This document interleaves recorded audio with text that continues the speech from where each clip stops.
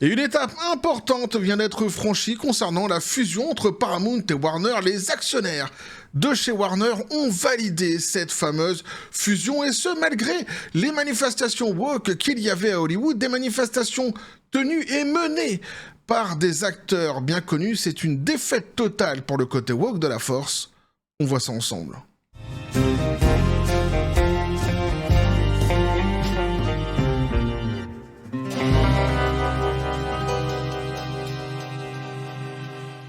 Et donc, monumentale défaite pour les woke. Et ça, bah moi, ça me met en joie.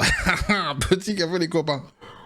Plus ils coulent, plus ils s'en prennent dans la tronche, plus ils finissent par être effacés, et plus, évidemment, je suis heureux. Et ici, eh oui.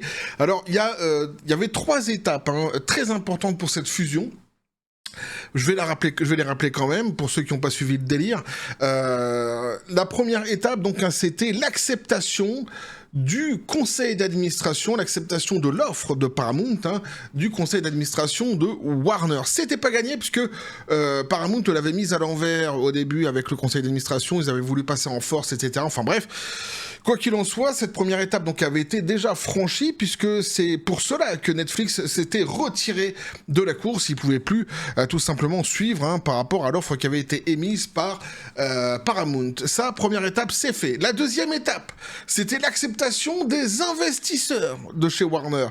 La deuxième étape, donc, se jouer ces derniers jours. Et alors là, branle-bas de combat du côté woke de la force, évidemment. Les acteurs woke d'Hollywood avec Mark Ruffalo. Mark Ruffalo en tête. Et évidemment, donc, ont mené donc, le combat contre cette acceptation. Ils ont fait des manifestations, mais, eh bien, patatras, ça n'a pas suffi, évidemment, puisque on l'a appris, les investisseurs donc, ont validé cette fusion. Il ne reste plus qu'une seule étape. La dernière étape, qui est celle de l'acceptation, on va dire, quelque part, de l'État, pour dire les choses globalement, et à mon avis, ça devrait plutôt, enfin c'est les instances de régulation, nanani nanana, enfin bref, ça va passer par l'État de toute façon, par le gouvernement Trump, et à mon avis, ça devrait plutôt bien se passer, puisque chez Paramount, il y a justement des amis de Trump, notamment dans la direction.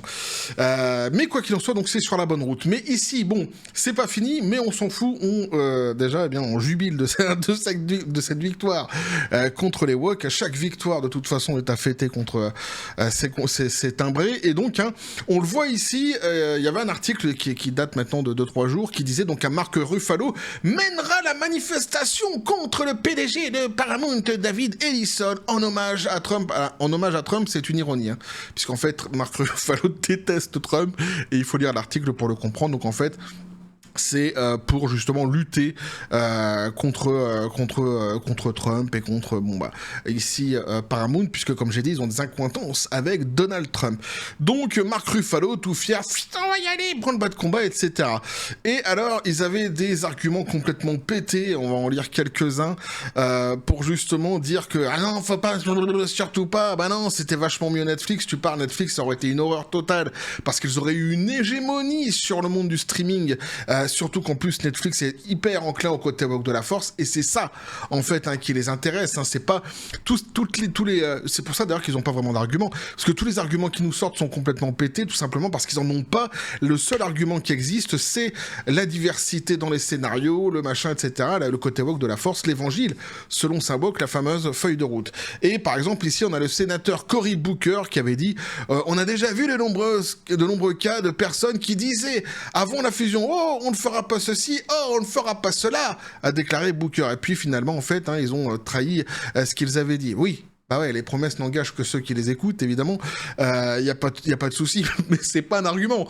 C'est à chaque fois pareil, comme il a dit, on l'a vu dans de nombreux cas. Oui, généralement c'est comme ça. Il y a des choses qui sont dites et qui sont pas spécialement respectées, mais des fois parce qu'en plus tu ne peux pas les respecter. C'est-à-dire qu'au moment où tu dis je vais faire ceci, je vais faire cela, c'est tout à fait possible, faisable.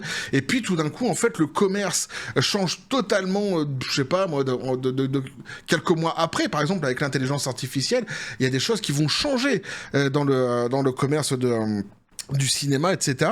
Donc forcément, il y a des promesses qui seront peut-être pas si faciles à tenir dans le futur. Donc c'est pas un argument, c'est complètement con, et n'importe qui sait que dans le commerce, la première des choses que tu dois apprendre lorsque tu veux faire du commerce, c'est à t'adapter. Tu dois systématiquement t'adapter.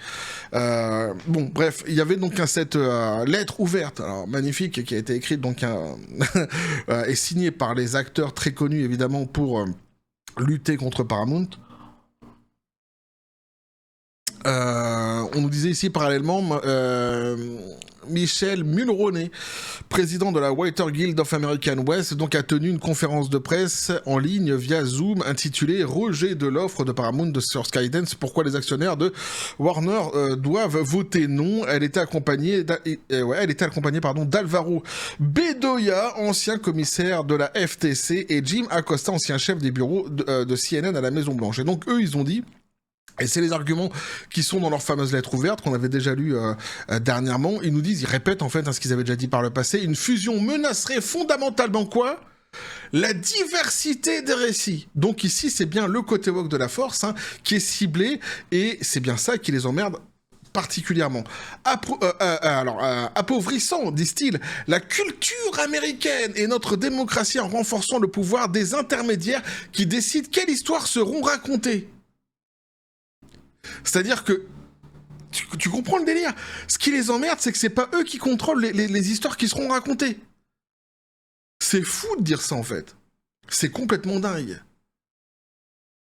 C'est un aveu total, en fait, de cette secte qu'est le wokisme et de cette volonté qu'ils ont de contrôler systématiquement tous les récits pour correspondre à l'évangile selon saint Woke. Et ça corrobore toutes les analyses. En quelques phrases, ça corrobore toutes les analyses qu'on a pu faire ici sur cette même chaîne, concernant la dangerosité de cette idéologie et de la doctrine qu'elle porte. C'est complètement ça. Là, c'est complètement ça. Ces propos, donc, reprenaient un thème abordé dans une précédente lettre ouverte, c'est ce que je vous disais, qui présentait la fusion comme bien plus qu'une simple menace économique. Elle décrivait également comme un défi pour la démocratie elle-même. Ah, ça va. Non, mais c'était les 10 plaies d'Égypte. Ah, je t'assure, c'était les 10 plaies d'Égypte.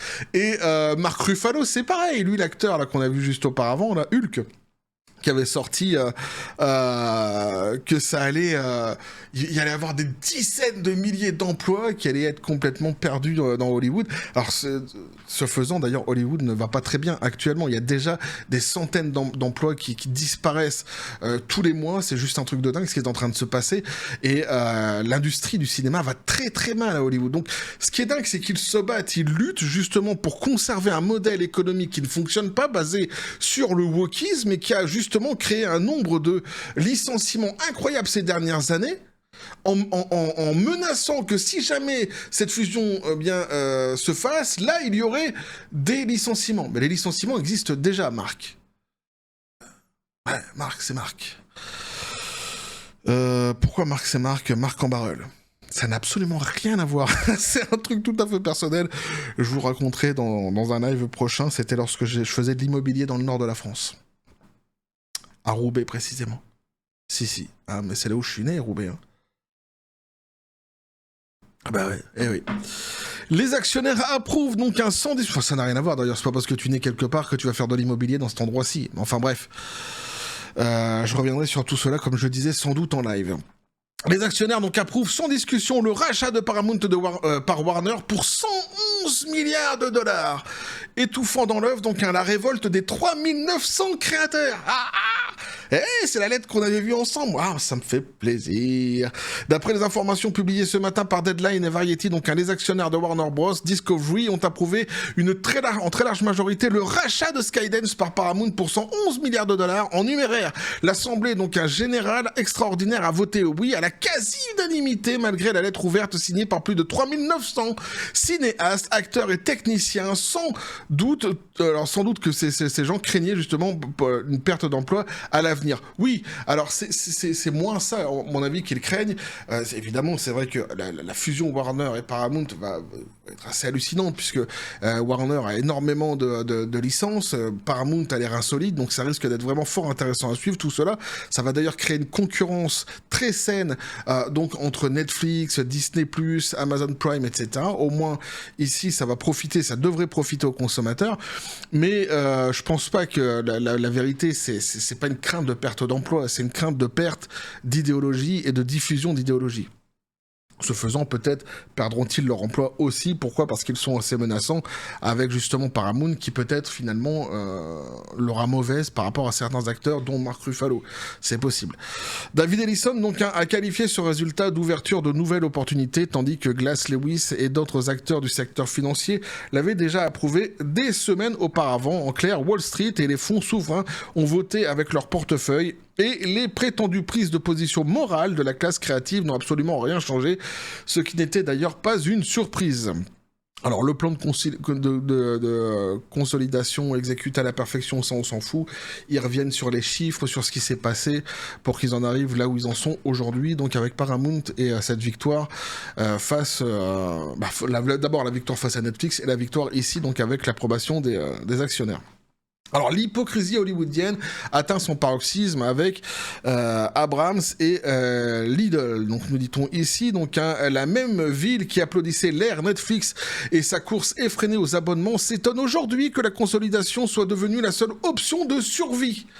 Et c'est vrai que je vous dis, ce qu'il reproche à Paramount, j'arrête pas de le dire depuis le début, c'est exactement ce qu'on aurait pu reprocher à Netflix, mais même en multiplié. Parce que Netflix, évidemment, c'est pas Paramount actuellement, ce sont les leaders en streaming. Donc que seraient-ils devenus s'ils avaient obtenu justement Warner ? Imagine le délire, le rouleau compresseur. Alors d'où leur soutien conditionnel lorsque Netflix s'apprêtait à racheter Warner Bros. Discovery. Ruffalo et son équipe avaient prédit des dizaines de milliers de pertes d'emplois, mais elles sont restées muées lorsque leurs propres plateformes ont annulé des séries et externalisé la post-production. Étrange, non ? Évidemment, puisque c'est ce qui s'est passé chez Netflix. Netflix a annulé certaines séries avec ces mêmes acteurs-ci, ou d'autres plateformes d'ailleurs, de streaming donc par exemple Disney+, a annulé énormément de séries, etc. Et là évidemment ça crée du vide, hein, ça crée des pertes d'emploi, etc. Et évidemment là il n'y a pas de levée de bouclier, tout le monde s'en fout. Hypocrisie totale.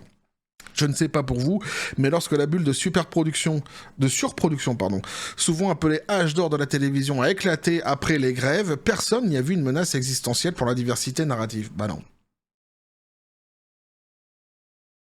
L'industrie s'est retrouvée inondée de contenus censés plaire au public moderne, mais que personne ne regardait ni ne désirait. Le côté woke de la force.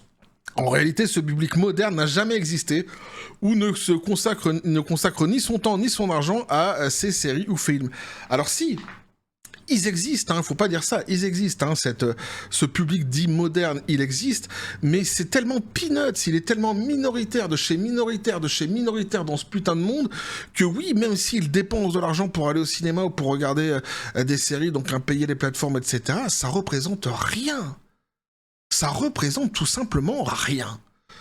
C'est pour ça qu'il faut comprendre que ceux qui mènent cette idéologie sont très fortunés et ont une puissance XXL, notamment avec les médias qui les suivent, mais en dehors de cette caste très fortunée, d'ailleurs, c'était un projet politique, hein, le wokisme. Hein.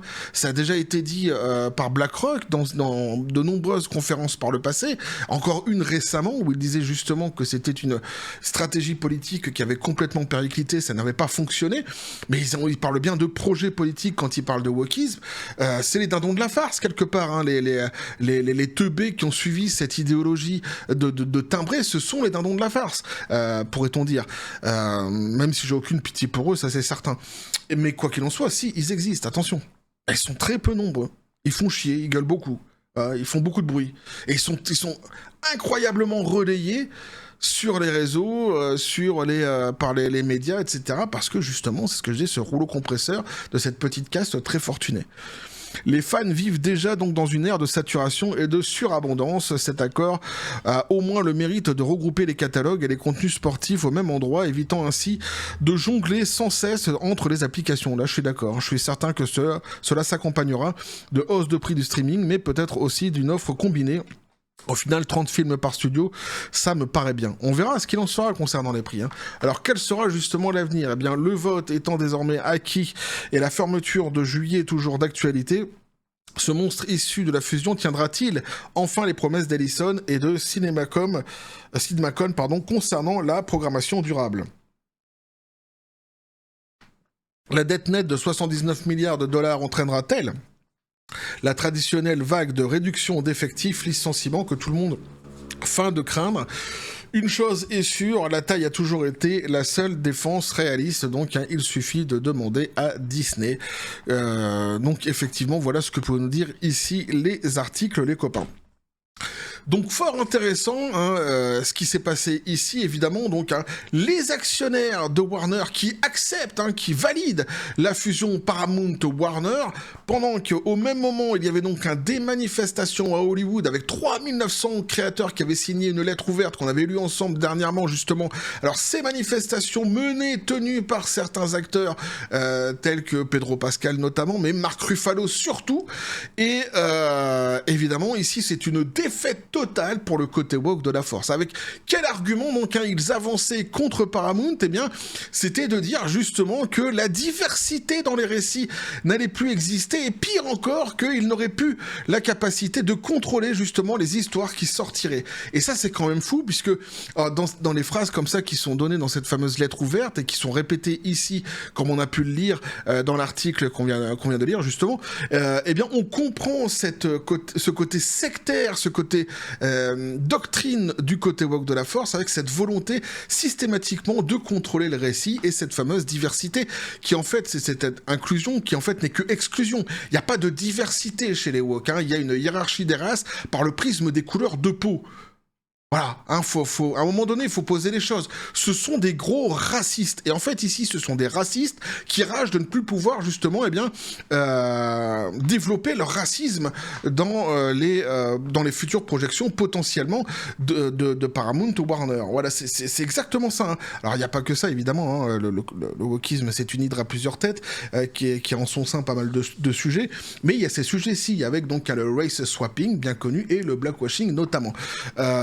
Quoi qu'il en soit ici, donc un défait total pour le côté woke de la force. Reste maintenant la dernière étape, l'approbation des organismes de régulation économique, etc. Enfin bref, de l'État, tout simplement. À mon avis, c'est surtout le gouvernement Trump qui va jouer là-dedans, et ça devrait bien se passer, puisque justement, chez Paramount, ils ont quand même pas mal d'acquaintances avec le gouvernement Trump, et avec Trump plus précisément.